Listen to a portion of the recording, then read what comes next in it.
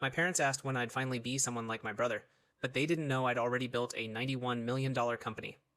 My parents once asked me, be honest, when are you finally going to be someone like your brother? What they didn't know was that I had already built a $91 million software company, and I never told them. My brother Michael was the golden child from the day he was born, 2 years older, charming, athletic, everything my parents loved. When he got straight A's, they threw a dinner party. When I got straight A's, they said, good, do it again. Michael played football, and my parents never missed a game. I taught myself coding in my bedroom, and they told me to stop wasting time on the computer. When Michael got into a state school with a partial scholarship, my parents threw a backyard party with 30 people. When I got into a better college on a full ride, they said, that's nice, make sure you help your brother move in first. No party, no card. In college, I worked harder than I ever had. Internships, long nights, computer science. I graduated top of my class. My family didn't come. They were at Michael's engagement party that same weekend. After graduation, I worked at a software company for 3 years, learned everything I could, and then quit to start a company with my friend Tony. The first 2 years were brutal. Working out of a garage, no salary, cheap food, almost going broke, but the product worked. Year 3, we had clients. Year 5, 40 employees. Year 7, $28 million in annual revenue. I never told my family. They never asked. Every call was about Michael, Michael's house, Michael's promotion, Michael's wedding.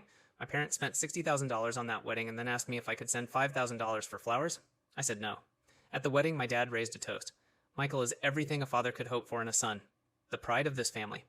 He never mentioned me. I left before the cake. 2 years later, my company was valued at $91 million. The truth only came out because a business magazine wrote about us. A cousin sent the article to my mom. She called me immediately. Is this real? $91 million?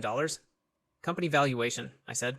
She went quiet, then said, your father and I are so proud of you. I reminded her they skipped my college graduation. She said, that was a long time ago.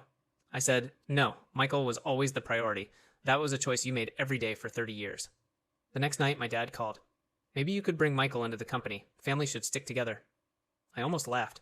Michael had never asked what I did, never called when I struggled, never even noticed me. But now there was money attached to my name. Then Michael called himself. I think I could add a lot of value to your company. I told him the truth. You don't even know what my company does. You never cared to ask. He said, come on, we're family. So I reminded him. You sat 3 tables away from me at your own wedding and didn't say a single word all night. That's not family. That's an arrangement. Then I told him the only thing he needed to hear. I'm not hiring you, and I'm not pretending the last 30 years didn't happen just because a magazine article made me worth knowing.